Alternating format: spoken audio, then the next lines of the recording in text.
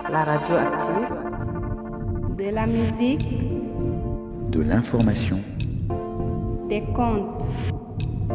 tout ça sur Radioactive.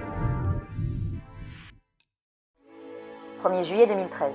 En parallèle de l'opération Serval, la mission intégrée des Nations Unies pour la stabilisation du Mali, ou MINUSMA, créée le 25 avril, prend le relais de la mission internationale de soutien au Mali sous conduite africaine, la MISMA. Février 2014. Le Tchad, le Niger, le Burkina Faso, le Mali et la Mauritanie s'associent et créent le G5 Sahel. Cette organisation est un cadre institutionnel de coordination et de suivi de la coopération régionale en matière de politique de développement et de sécurité. 1er août 2014. L'opération Barkhane est lancée et remplace les opérations Serval et Épervier. En appui du G5 Sahel, sa mission vise à soutenir ces pays dans la lutte contre les groupes armés terroristes. Plus de 3000 militaires français sont déployés dans la région sahélienne pour mener les missions de coopération, de partenariat et de réassurance. 2015. Pour mettre fin à la guerre du Mali, entraînée par les rébellions Touareg de 2012 contre le gouvernement, l'accord de paix d'Alger, officiellement intitulé « Accord pour la paix et la réconciliation au Mali », est signé à Bamako après des négociations menées à Alger entre la République du Mali et la coordination des mouvements de l'Azawad. 2015 à 2019.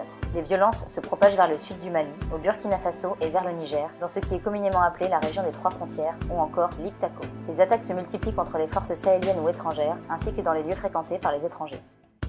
Mars 2018. Afin d'appuyer les opérations de sécurisation et de développement dans cette zone, une base opérationnelle avancée est créée à proximité de la ville de Ménaka, accolée à un camp de la MINUSMA et à celui des FAMA. Janvier 2020.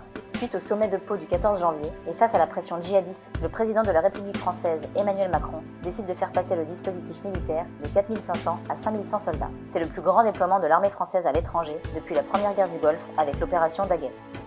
27 mars 2020. La Task Force Takuba est officiellement créée. C'est une force opérationnelle composée principalement d'unités des forces spéciales de plusieurs pays de l'Union européenne. Elle est en partie déployée sur la plateforme opérationnelle désert de Gao et sur la base opérationnelle avancée de Ménaka. Elle s'engage aux côtés des militaires maliens pour les assister, les conseiller et les accompagner au combat.